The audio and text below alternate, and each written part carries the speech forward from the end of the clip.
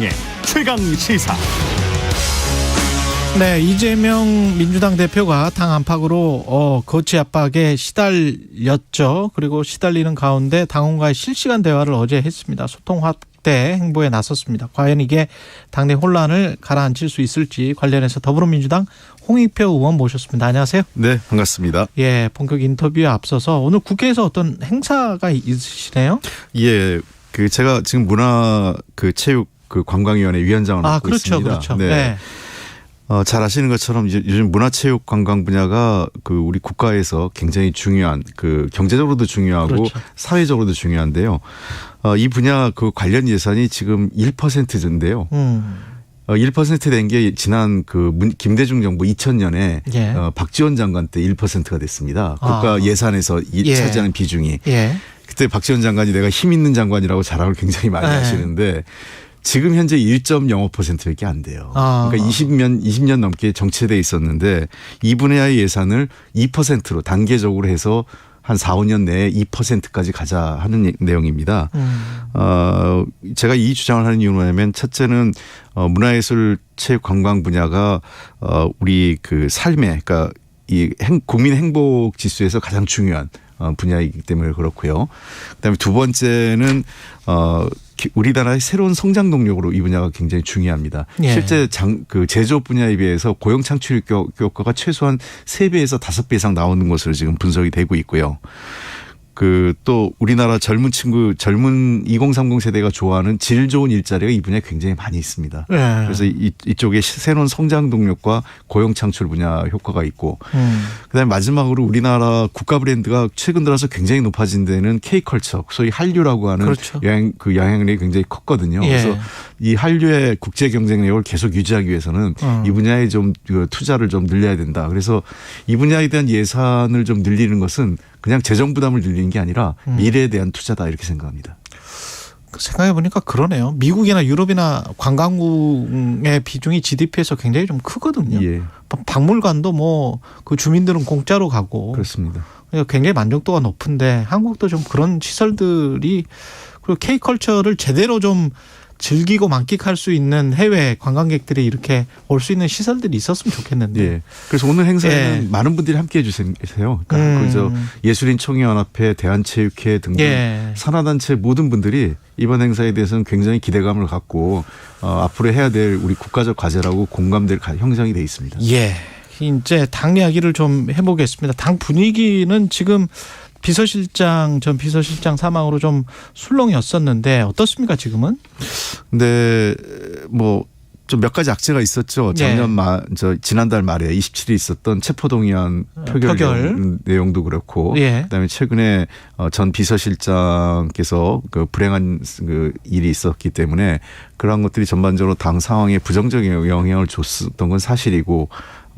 이재명 대표도 굉장히 어떤 심리적으로 타격을 좀 받으신 것 같아요.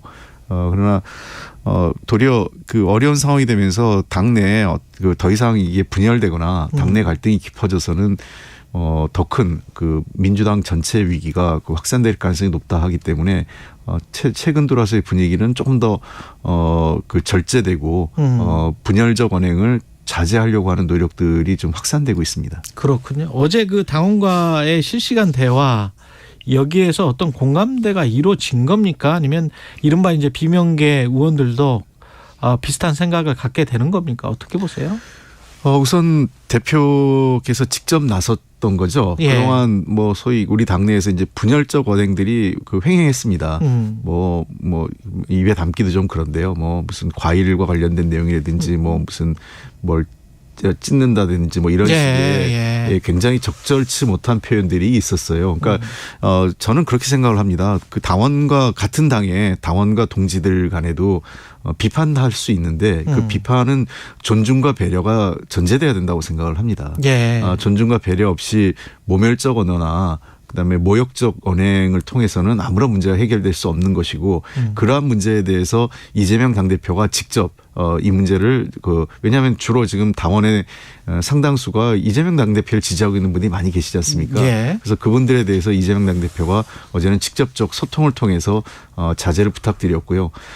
실제로 그런 그분들도 나름대로의 충정은 있으시겠지만 그러한 충정의 방식이 때로는 당의 부담도 되고 자, 그분들이 가장 제일 좋아하는 이재명 대표를 훨씬 더 어렵게 할 수 있다 이런 부분들에 대한 좀 이 지혜로운 선택이 필요한 시점이라고 생각합니다. 그 정도 이야기를 이재명 대표가 한 건데 집안에 폭탄을 던지는 것과 같다. 뭐 단합을 해치는 행동은 하지 않았으면 좋겠다. 이 정도인데 조홍천 의원은 결별하겠다. 땡땡들과는 결별하겠다 정도의 단호한 경고 메시지가 있어야 된다. 뭐 이렇게 주장을 했는데 어떻게 생각하세요? 저는 뭐 이제 과정의 시작이라고 생각합니다. 과정의 시작이다. 왜냐하면 뭐 어제 이재명 당대표가 한마디 한다고 해서 그분들이 바로 바뀐다 이렇게 생각하지 않습니다. 그렇군요. 다만 이제 이러한 노력들이 이재명 당대표를 중심으로 해서 시작돼야 되고요. 그게 이재명 당대표 같은 경우는 어떤 의미에서는 한때는 제일 큰 피해자 중에 한 분이었습니다. 지금은 도리어 그러한 그 분들에 의해서 또 도움을 받는 분처럼 보이지만 한때는 가장 욕을 많이 먹는 정치인 중에 하나였죠. 당내에서 그 경기지사 시절에요. 그래서 저는 이렇게 생각을 합니다. 이게 이재명 당대표 혼자만의 책임은 아니고요. 모든 분들이 이 문제에 대해서는 서로 경계하고 주의해야 된다. 그리고 최근에 우리 정치인들의 언사가 그러니까 언행이 뭐 유튜브나 SNS에서 할 수 있지만 유튜브나 SNS에서 얘기가 이런 어떤 공중파의 방송이나 또는 일반 정치권에서의 언행과는 조금 다르잖아요. 톤이. 그런 또 소위 얘기한 톤앤 매너에 있어서도 우리 당의 의원들도 조금 이번에는 한 번쯤은 우리 스스로를 되돌아보고 점검해야 될 것 같다. 의원들 스스로도 그런 생각입니다. 그렇게 수습을 하고 그걸로 끝일까요? 아니면은 어떤 혁신의 모습이 있어야 되지 않을까요? 민주당이 지금 현재 지지율이나 뭐 이런 것들을 생각을 하면 그리고 대통령의 정치나 이런 것들을 생각을 해보면 뭔가 혁신의 모습을 보여서 야당이긴 하지만 뭔가 정부를 견제할 수 있는 어떤 방안을 건설적으로 제시해야 되는 것 같은데 그걸 지금 못하고 있는 것 같거든요. 예, 맞습니다. 통합하고 화합하자는 얘기는 뭔가 일을 하기 위해서 통합하고 화합하는 거 아니겠습니까? 그냥 단순하게 우리 잘 지내자, 통합하자 이게 통합은 아니거든요. 그러니까 힘을 모아서 혁신을 하든가 개혁을 하든가 또는 뭔가 국민적 민생 과제를 집중적으로 해결하든가 이런 쪽에 우리가 의지를 가져야 되는 거죠. 저는 이재명 리스크란 말이 뭐 한동안 횡행했는데 이재명 리스크가 문제가 아니라 당 안팎에서 우리 당내 국회의원들을 포함해서 당내 안팎에서도 이재명 리스크만 얘기하지 진짜 해야 될 일들을 안 하고 있다라는 게 문제입니다. 정치 혁신, 정당 민주주의 그리고 우리 민생개혁 과제들이 많거든요. 우리 사회 현실적으로 양극화 불평등 문제 지속적으로 좀 확산되고 있고 해결 안 되고 있지 않습니까? 또 국민들의 어떤 행복감 이런 삶의 질은 계속 낮아지고 있고 그리고 곳곳에서 지금 남북 관계를 포함한 외교 현안 국내외적으로 굉장히 많은 문제들이 생기는데 민주당이 과연 얼마 전까지 집권 여당이었는데 앞으로도 새롭게 집권할 수 있는 수권 정당으로서 책임 있게 이런 정책 과제를 고민하고 있고 뭔가 대안을 마련하려고 하는 노력이 있느냐 하는 문제에 대해서 저는 우리 스스로를 반성하고 되돌아봐야 될 시점이라고 생각을 합니다. 이재명 리스크라는 거에 우리 스스로가 거꾸로 안주하고 있는 건 아니냐 이런 생각이 듭니다. 거꾸로 안주하고 있는 것 아니냐. 근데 이제 이재명 방탄국회 이 프레임이 워낙 이제 강하게 작동을 하고 있기 때문에 재판이 여하튼 진행될 거 아닙니까? 그 과정에서 재판의 어떤 추이, 결과에 따라서 뭔가 확 바뀌거나 아니면은 이게 민생을 같이 갈 수가 있습니까? 어떤 대안들이? 글쎄요, 이제 뭐 좀 그거에 대해서 우려를 하시는 분들이 계십니다. 소위 이제 비명이라고 하시는 의원님들의 상당수에서는 당대표의 사법적인 문제가 계속 진행되면 민생 문제가 같이 부각되기 어렵지 않느냐. 묻혀버리는 거 아니냐. 그런 지적을 하시는 분이 있는데 뭐 그 부분도 일정 정도 뭐 일리가 있습니다만 사실 그동안 제대로 된 민생개혁까지 우리가 짚어내지 못한 면도 있었습니다. 그래서 저는 앞으로 그동안 검찰의 시간이 지나고 이제는 공개적인 좀 더 균형 잡힌 사법부의 시간으로 갔지 않습니까? 그래서 그거는 그것대로 좀 진행이 가능하다고 보고요. 앞으로 이 본격적으로 국회에서 민생개혁 과제, 내년 총선을 대비한 우리가 새로운 그 미래를 대비하는 과제, 그다음에 현재 당면한 현안 과제 등을 중점적으로 제기하고 또 그 당에서 그러한 부분에 좀 더 그 아주 꼼꼼하게 정책 과제를 수행할 수 있는 단위를 좀 더 체계적으로 구성해서 한다면 저는 충분히 국민들과 경쟁할 수 있다고 생각을 합니다.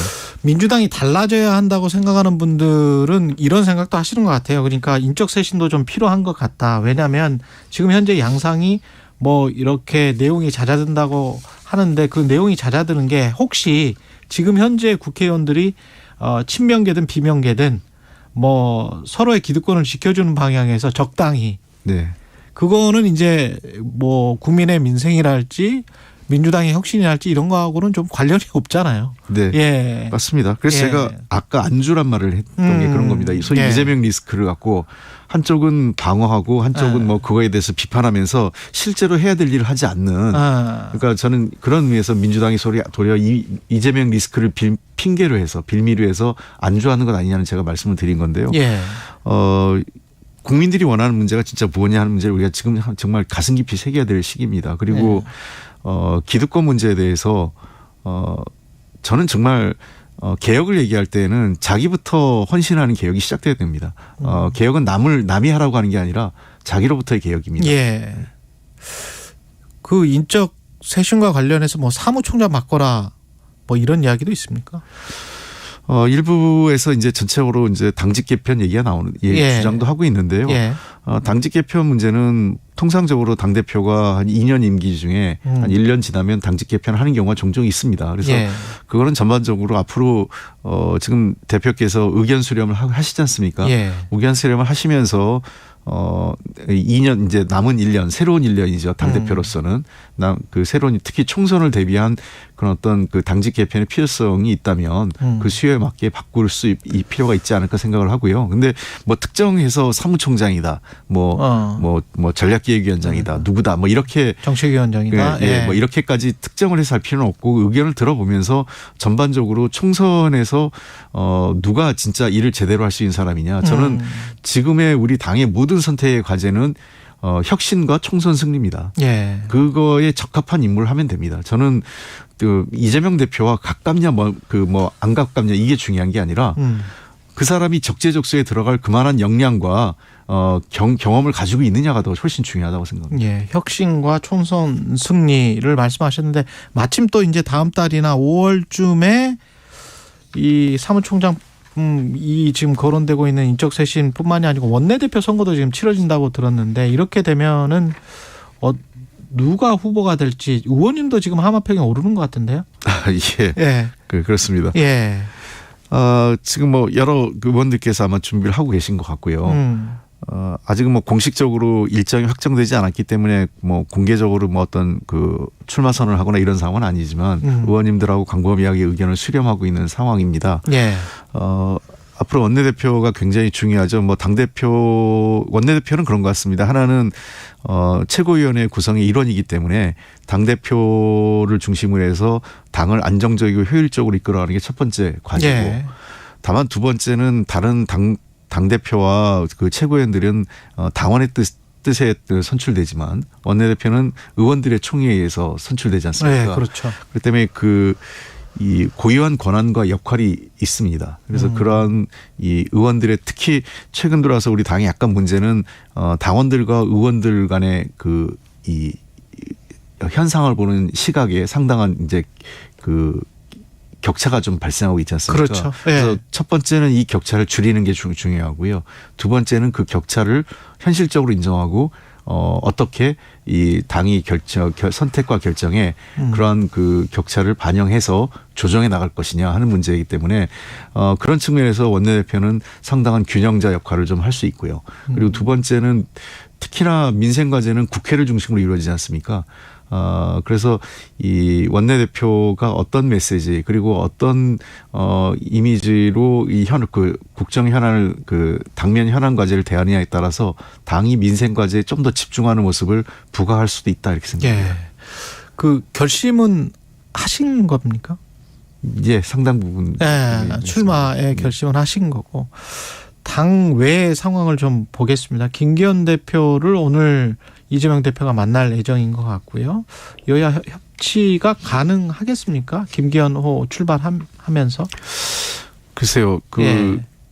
김기현 대표가 사실은 뭐 과거 원내대표 시절에는 굉장히 좀 터프한 그때 야당 원내대표였으니까요. 셌죠. 예. 예. 거칠게 여당을 공격했던 경험이 있기 때문에 과연 뭐 원만한 협치를 할 수 있을까 이런 생각은 있는데 또 개별적인 의원들과 여야 의원들 간의 관계에서는 비교적 원만하게 또 해왔던 부분도 있으세요. 그래서 아마 그 시절에는 야당이 원내대표이기 때문에 그랬지 않을까 생각을 하고 지금은 본인의 위치가 여당 당대표지 않습니까?